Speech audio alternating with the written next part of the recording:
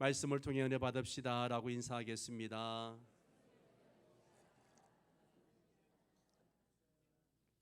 벌써 11월 마지막 날입니다. 이제 내일이면 12월이 됩니다. 그죠? 예. 세월 빨리 가죠? 예.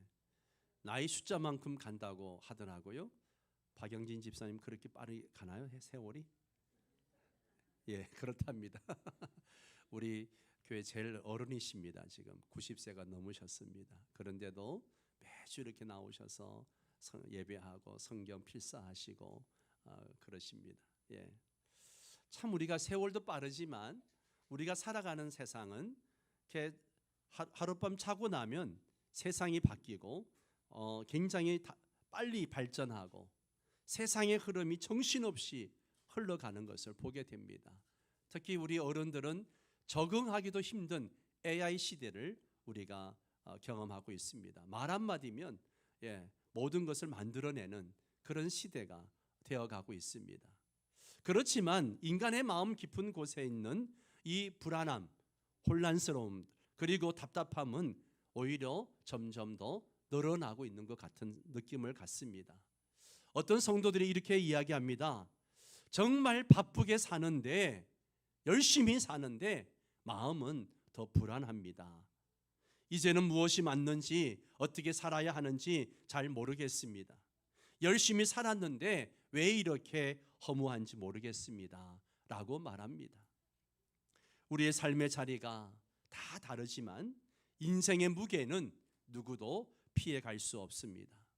어른들은 가정과 자녀들 그리고 노후와 건강에 대한 걱정으로 마음이 무겁습니다. 젊은 세대는 미래에 대한 압박과 경쟁 속에서 많이 지쳐 있는 모습을 봅니다. 이런 복잡한 현실 속에서 우린 자주 나 자신이라고 하는 존재에 대한 혼란을 겪기도 합니다. 나는 누구인가? 나는 왜 이렇게 흔들리는가? 나는 무엇을 위해 살고 있는가? 나는 제대로 살고 있는 게 맞는가? 특히 신앙생활 하면서도 이런 고민은 사라지지 않습니다. 예수 믿는데 내 마음은 왜 이렇게 흔들릴까? 왜 나는 예수를 믿어도 이렇게 변하지 않을까? 하나님은 나에게 어떤 삶을 원하실까? 이런 질문들이 끊임없이 나옵니다. 여러분, 사실 이 질문들은 모두 누가 내 삶의 주인인가? 라는 질문으로 연결되어진다는 거예요. 누가 내 삶의 주인인가? 여러분의 삶의 주인은 누구입니까? 우리가 흔들리는 이유는 내가 능력이 부족하고 잘못 살았어 때문이 아니라 인생을 바라보는 중심, 그 주인이 누구인가가 흔들려 있기 때문입니다. 그래서 오늘 말씀 하나님께서 우리에게 주시는 말씀 갈라디아서 2장 20절 지난주에 이어서 우리에게 주시는 말씀이죠. 함께 읽을까요?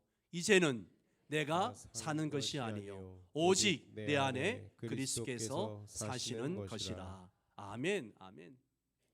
이 말씀은 단순히 바울의 간증이나 신앙적 어떤 명언이 아닙니다. 이 말씀은 흔들리는 인생에 주시는 하나님의 해답입니다. 그리고 우리의 정체성과 삶의 방향을 완전히 바꿔주는 복음의 비밀이 바로 이 말씀입니다. 바울은 인생에 많은 실패와 방황을 겪었습니다. 그러면서 그는 그 속에서 하나의 사실을 깨달았습니다. 내가 내 인생을 붙잡고 사는 한 나는 결코 자유할 수 없다. 그래서 갈라디아서에서 다루고 있는 주제가 뭡니까? 자유입니다. 자유. 율법에 얽매여서 그렇게 살아가는 자가 아니라 그리스도 예수 안에서 복음 안에서 누리는 자유에 대한 이야기를 하고 있습니다. 내가 사는 것이 아니다. 내 안에 예수가 사는 것이다.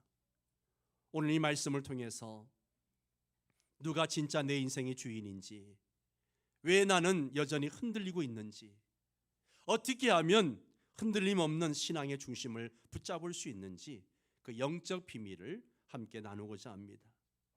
사랑하는 성도 여러분, 오늘 이 말씀 앞에서 우리의 마음이 새로워지고 흔들리던 삶의 중심이 견고하게 세워지는 그런 은혜가 있게 되기를 주의 이름으로 축원합니다. 그러면 첫 번째로 생각해 볼 것은 바울은 왜 이 고백을 했는가라고 하는 거예요. 이 말씀을 이해하려면 먼저 갈라디아서의 큰 흐름을 이해할 필요가 있습니다.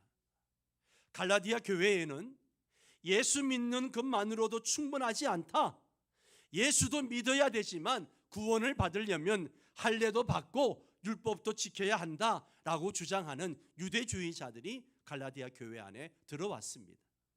그들은 믿음도 좋지만 율법도 가르쳐야 된다, 성도들을 혼란에 빠뜨리게 했습니다. 그때 바울이 강하게 외친 것이 무엇입니까? 사람이 의롭게 되는 것은 율법의 행위가 아니라 오직 예수 그리스도를 믿는 믿음으로 말미암는 것이다, 그렇게 선언합니다. 그리고 바울은 자신의 삶을 증거 삼아서 이 복음을 증거하고 있습니다. 나는 이미 십자가에 못 박혔다. 그리고 이제는 내가 사는 것이 아니다. 내 안에 그리스도께서 사시는 것이다. 그리스도와 함께 십자가에 못 박혔다. 이 못 박혔다, 헬라어 수네스타루마이라고 하는 이 헬라어는요, 동사가 완전 수동태예요. 완료 시제가 뭡니까? 과거의 사건이 지금도 계속 효력이 있다라고 하는 뜻입니다.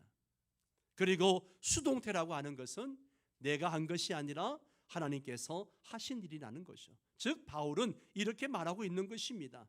내 옛사람은 십자가에서 이미 죽었다. 그리고 그 죽음의 효력이 지금도 계속되고 있다. 이제 오늘 본문은 이렇게 선언합니다. 이제는 내가 사는 것이 아니라 오직 내 안에 그리스도께서 사신다. 한번 따라서 합니다. 이제 내가 사는 것이 아니라 오직 내 안에 그리스도께서 사신다. 이게 오늘 본문의 선언입니다. 이 말은 신앙의 본질을 흔들어 깨우는 말씀이기도 합니다. 이제는 내가 사는 것이 아니요, 이 고백을 바울이 할 때에 이는 단순한 겸손의 표현이나 어떤 시적 그런 언어가 아닙니다. 이 고백은 그리스도인의 정체성을 완전히 뒤집는 영적 혁명이고 신앙의 본질을 한 문장으로 요약한 복음의 핵심 선언입니다. 이제는 내가 사는 것이 아니요. 많은 사람들이 신앙생활을 좀 더 착하게 살려고, 좀 더 선하게 좀 살아보려고 노력하는 삶 정도로 오해를 하는 사람들이 교회 안에 많이 앉아 있습니다. 그러나 바울은요, 이 고백은 전혀 다른 차원을 말하는 거예요. 신앙은 나의 개선이 아니라 나의 종말, 나의 죽음에서 시작이 된다는 거예요. 하나님은 우리의 삶을 조금 더 윤택하고 윤기 있게 다듬는 정도로 일하시는 분이 아니라 아예 삶의 운영체제를 바꾸시는 분이에요. 옛 운영체제는 나 중심이었습니다. 모든 게 나 중심이었어요. 그러나 새 운영체제는 그리스도 중심입니다.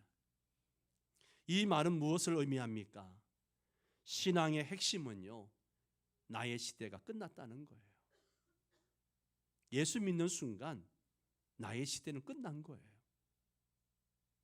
아무도 아멘이 없어요. 예수 믿는 순간 나의 시대는 끝난 거예요.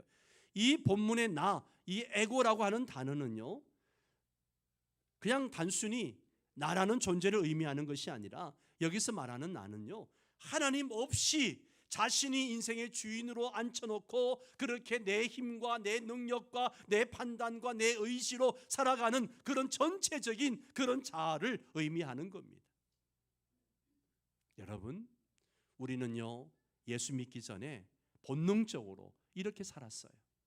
내가 주인이었고 내가 결정하고 그리고 내가 책임을 졌습니다.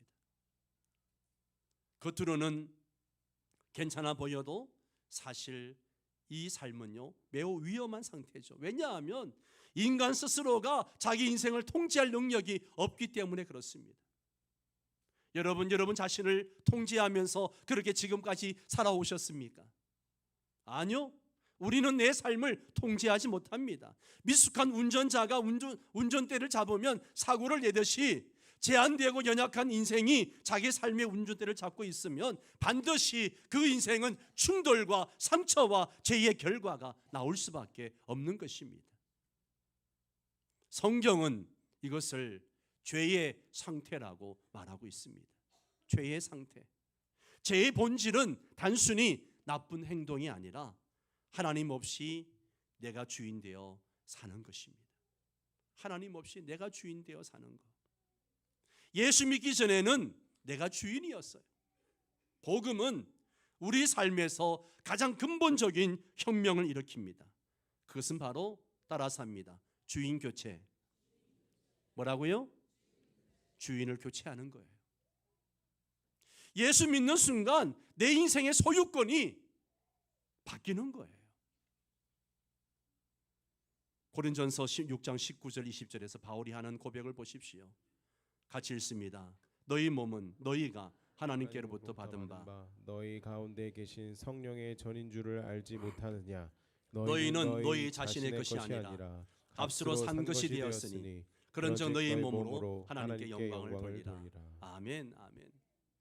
바울이 계속해서 강조하는 게 뭐예요? 너희는 너희 자신의 것이 아니다. 값으로 산 것이 되었다. 그렇기 때문에 이제 삶의 목적, 삶의 방향 모든 것이 바뀌어야 된다. 그게 뭐예요? 하나님 영광, 하나님의 뜻을 이루며 살아야 된다는 거예요. 예수님의 십자가 사건은 단순히 제 용서의 사건이 아니라 내 인생의 소유권을 완전히 이전시키는 사건이에요. 예수 믿는 게 뭐예요? 지난주에 이제 설교를 하고 구역 모임에서 많은 분들이 거듭남에 대한 많은 의문점을 가졌다고 이야기합니다. 예수 믿는 게 뭐냐? 거듭나는 게 뭐냐?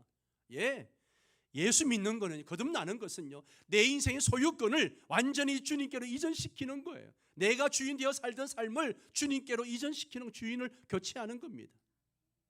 이전에는 내가 주인이었지만 이제는 예수님이 진짜 주인이 되십니다. 이것은 내가 예수님을 위해 살겠다는 의지적 다짐이 아니에요. 그보다 훨씬 더 깊은 의미가 있습니다. 예수님은 이미 내 인생의 주인이 되셨습니다. 그리고 나는 더 이상 주인이 아닌 겁니다. 여러분, 복음은요, 나에게서 시작되지 않아요. 복음은 예수 그리스도의 주권 선언에서 시작되어집니다. 내가 예수님을 나의 주님으로, 나의 구세주로 고백하는 순간 복음이 시작되어지는 거예요. 예수님이 주인 되면 내 삶의 구조가 완전히 바뀝니다. 여러분, 우리가 집을 사거나 새 집으로 이사를 가면 집 전체의 구조와 분위기, 사용 방식도 바뀌는 것처럼요.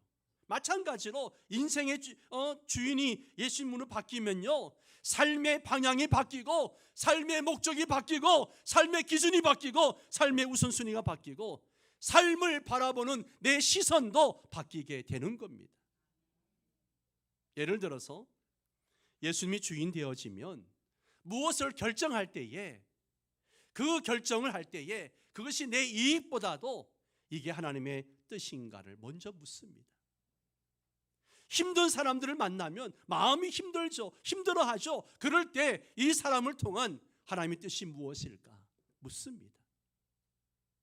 시간과 물질을 사용할 때에도 내 마음대로, 내 욕심대로 쓰는 것이 아니라 주인이신 주님의 기쁨을 먼저 생각합니다.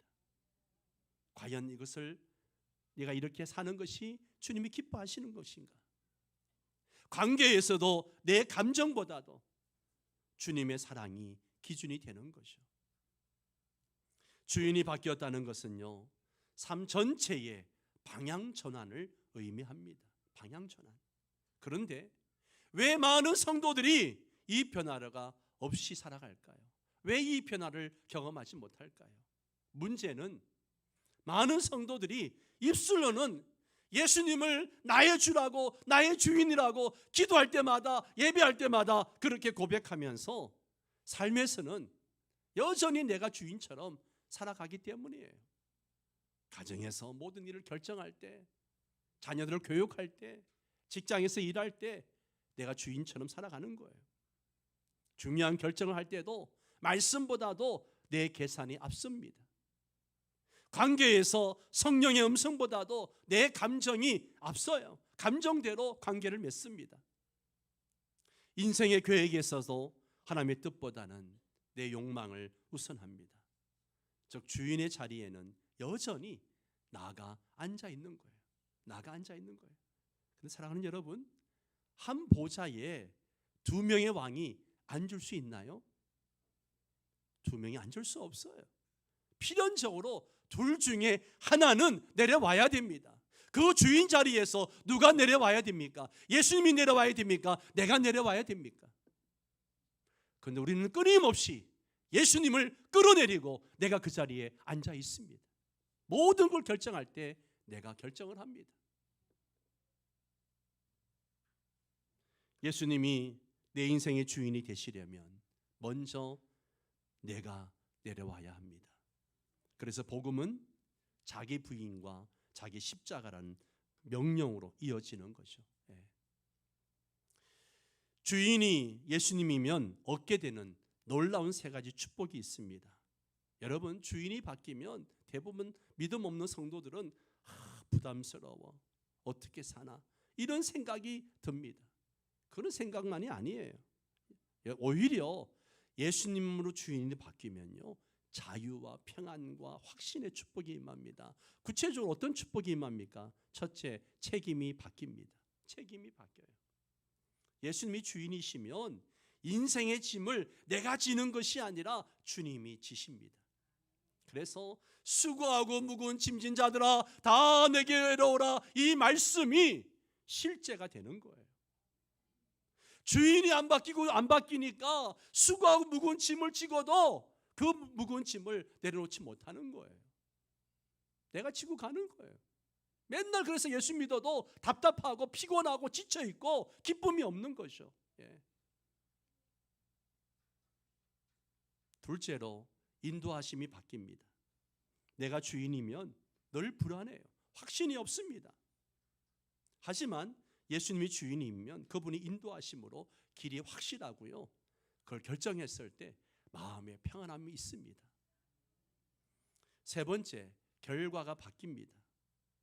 내가 주인일 때의 열매는요, 늘 불안하고 갈등이 있고 죄책감이 있습니다.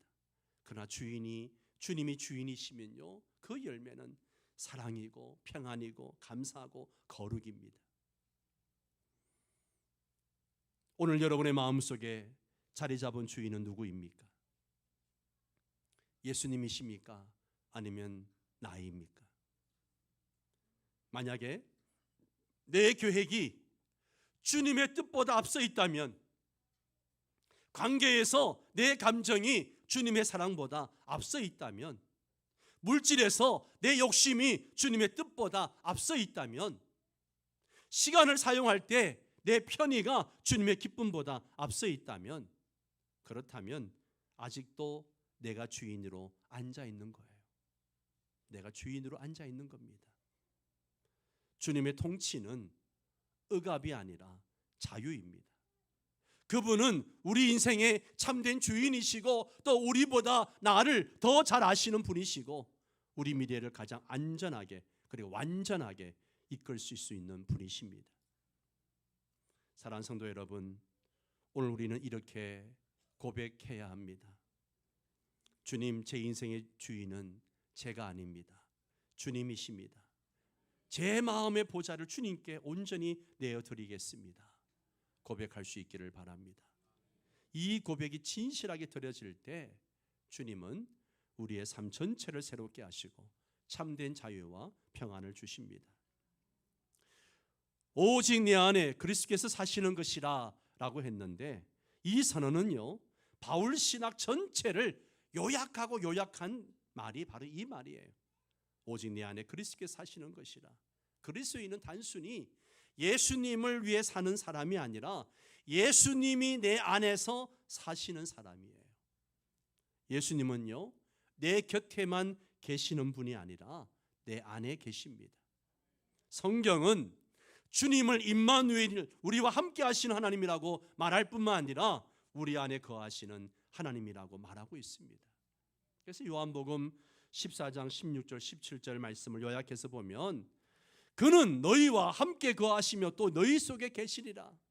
예수님이 이제 부활 성천을 예언하시면서 보혜사 성령님을 보내주시겠는데 그 성령님이 오시면 너희와 함께 거하시고 또 너희 속에 계실 것이다 라고 말씀하시는 거예요.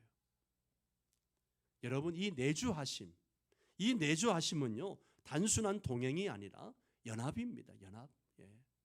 바울 서신 전체에는 엔 그리스도, 그리스도 안에, 그리스도와 함께라는 이 표현들이 아주 넘쳐나고 있어요. 바울 서신서를 읽어보세요. 이 말들은 모두 그리스도의 생명과 내 생명이 연결되어 있다라고 하는 의미이기도 합니다. 성령님은요 내 안에서 실제로 역사하십니다. 성령님이 내 안에 거하시면 실제로 역사하세요. 어떻게 역사하십니까? 우리의 생각을 새롭게 하십니다. 감정을 변화시킵니다. 하나님의 뜻을 깨닫게 하십니다. 죄를 미워하게 하고 거룩을 사랑하게 하십니다. 두려움 대신에 평안을 주십니다. 감사와 사랑의 열매를 맺게 하십니다. 그래서 기독교는 도덕의 종교가 아니라 내주하심의 종교입니다. 많은 사람들이 기독교를 열심히 착하게 살아야 하는 종교 정도로 오해를 합니다. 그래서 교회 다니면 착하게 살아야 돼라고 말을 하죠. 그러나 기독교 본질은요 내 안에 계신 주님이 나를 변화시키는 종교입니다. 사과나무가 땅으로부터 생명을 받아서 열매를 맺듯이 성도는 내 안에 계신 그리스도의 생명으로 성령의 열매를 맺습니다. 여러분, 주인이 바뀌면요 삶이 바뀝니다. 주인이 바뀌었는데도 변화가 없다. 그것은 실제로 주인이 바뀐 것이 아닙니다. 주인이 바뀌면 어떤 변화가 일어납니까? 첫 번째, 관계의 변화가 일어납니다. 미워할 수밖에 없는 사람이 사랑스럽게 보이고 용서할 수 없는 사람이 용서가 되고 경쟁하던 관계가 섬김의 관계로 변합니다. 어떤 성도가 이런 고백을 했다고 합니다. 남편이 너무 상처를 주고 힘들게 살아서 그래서 갈라섰는데 예수를 믿고 나니까 그 남편이 불쌍하게 보여서 용서하기로 했다는 이야기를 들었습니다. 여러분, 주인의 교체는 가장 먼저 관계에서 드러납니다. 여러분의 관계를 한번 생각해 보십시오. 그 관계가 회복되었느냐 회복되지 않느냐, 그것은 여러분이 그리스도 안에 있느냐 밖에 있느냐로 판가름할 수 있어요. 여러분, 성령의 첫 번째 열매는 사랑이기 때문에 그렇습니다. 두 번째, 결정의 변화가 있습니다. 관계에는 나의 이익, 성공, 안전이 과거에는 나의 성공, 나의 이익, 나의 안전이 기준이었습니다. 그러나 이제는 하나님이 기뻐하시는가, 하나님께 영광이 되는가, 이게 기준입니다. 내가 좀 손해 보더라도 이게 하나님의 영광이 되는가. 세 번째가 태도의 변화입니다. 주님이 주인이시기에 염려 대신 평안, 원망 대신 감사가 흘러나옵니다. 수고하고 무거운 짐진 자들아 내게로 오라, 이 말씀이 실제가 되는 거예요. 여러분, 지금 예배를 드리고 있는데 수없이 많은 예배를 드렸는데 변화가 없습니까? 신앙생활을 해도 답답하고 기쁨이 없습니까? 아무리 교회를 오래 다녀도 신앙의 열매가 없습니까? 그것은 여러분의 삶 속에 주인 교체가 일어나지 않았기 때문입니다. 여전히 내가 주인인 거예요. 입술로는 주여 주여 이야기하고 예수님이 주인이라고 이야기하지만 실제 삶의 여러 영역은 여전히 나 중심이라면 그것은 아직 주인 교체가 일어나지 않았다는 증거입니다. 바울은 고린도전서 15장 31절에서 이런 고백을 합니다. 나는 날마다 죽노라. 나는 날마다 죽노라. 그리스도와 함께 죽고 그리스도 안에서 사는 삶은 매일의 고백이 되어야 합니다. 여러분, 신앙은 사건이 아니라 과정입니다. 과정이에요. 예수님을 믿는 것은 한순간으로 끝나는 것이 아니라 매일매일 나의 옛자아를 십자가 앞에 내려놓는 과정이에요. 이게 성화의 과정이기도 하고요. 여러분, 예수 믿는다고 한순간에 헷가닥하고 바뀌던가요? 바뀌지 않아요. 나는 죽었다라고 바울은 고백하는데 이 의미가 뭘까요? 여러분, 이 고백은 자기 비하가 아닙니다. 나는 죽었다, 이 말은 내 안에 옛 욕심, 그냥 교만과 고집이 십자가 앞에서 죽었다는 고백이에요. 주님이 사십니다. 이 말의 의미는요, 주님이 구체적으로 얘기하면 내 가정의 주인이십니다. 주님이 내 인생의 주인이십니다. 주님이 내 직장의 주인이십니다. 주님이 내 감정과 관계의 주인이십니다. 이 고백 속에 평안이 있고 힘이 있는 거예요. 우리 날마다 고백하며 살아야 합니다. 아침에 일어나면 주님, 오늘도 제 안에 살아 주시옵소서. 말씀을 묵상할 때에 내 뜻이 아닌 주님의 뜻을 확인하는 거죠. 그리고 작은 일부터 하나하나 순종해 나가는 것입니다. 그리고 자기를 점검하는 거예요. 오늘 나는 주님께 자리를 내어드렸는가? 바울은 말합니다. 내가 육체 가운데 사는 것은, 여기서 말하는 육체, 사르스라고 하는 이 단어는 두 가지 의미를 가지고 있어요. 연약한 인간 존재를 얘기합니다. 병들고 약하고 고통스럽고 유혹에 넘어가고 갈등 속에 살아가는 그 육체를 얘기하는 거죠. 또 하나는요, 하나님과 단절된 그런 옛 질서. 우린 여전히 이 현실 속에 살아갑니다. 그러나 그 현실을 바라보는 방식은 달라졌습니다. 믿음은 보이지 않는 것을 붙드는 삶이에요. 아멘. 믿음은 보이지 않는 것을 붙드는 삶입니다. 현실은 여전히 어려워요. 여전히 어렵지만 우리는 현실이 아니라 하나님의 약속을 붙드는 사람들이에요. 그렇다면 그 믿음의 근거가 무엇입니까? 믿음의 근거가 뭐예요? 바울은 분명히 말하죠. 나를 사랑하사 나를 위하여 자기 자신을 버리신 하나님의 아들을 믿는 믿음이다라고 이야기합니다. 믿음은 추상적 개념이 아닙니다. 나를 위해 죽으신 예수님의 사랑을 신뢰하는 것입니다. 이게 믿음이에요. 믿음은, 이러한 믿음은요, 작은 삶의 작은 선택에서 드러나게 됩니다. 염려가 막 찾아올 때 약속을 붙드는 거예요. 하나님의 약속을 붙드는 겁니다. 유혹 앞에 섰을 때 말씀을 붙드는 거예요. 두려움이 막 은습해 올 때 하나님 앞에 무릎 꿇고 기도하기로 선택하는 거예요. 이런 작은 선택들이 믿음의 삶을 만들어 가는 것입니다. 사랑하는 성도 여러분, 갈라디아서 2장 20절은 단지 바울의 한 사람의 간증이 아니라 모든 성도의 정체성 선언문입니다. 첫째, 옛사람은 십자가에 못 박습니다. 함께 읽습니다. 첫째, 둘째, 올해는 내가 아니라 주님이 내 안에 사십니다. 셋째, 육체 가운데 살지만 믿음으로 살아갑니다. 그렇습니다. 옛사람은 십자가에 못 박혔습니다. 그리고 이제는 내가 사는 것이 아니라 내 안에 주님이 사십니다. 그리고 이 육체 가운데 살지만 믿음으로 이제 살아가는 거예요. 이 말씀 붙잡고 오늘 하루, 그리고 우리의 전 인생을 나는 죽고 주님이 사시는 삶으로 살아가는 저와 여러분 되시기를 주의 이름으로 축복합니다. 함께 이 말씀 붙잡고 기도하겠습니다. 이제는 내가 사는 것이 아니요 내 안에 그리스도께서 사신다는 말씀이 우리 삶의 실제가 되게 해달라고 기도합시다. 내 인생의 주인을 다시 주님께 드리며 성령께서 내 안에 역사하시고 우리의 가정과 자녀, 일터를 주님께서 다스려 주시옵소서. 질병과 어려움, 관계 문제로 고통받는 사람들을 위해 중보하며 주님의 치유와 회복이 임하도록 함께 전심으로 기도하도록 하겠습니다. 기도합니다.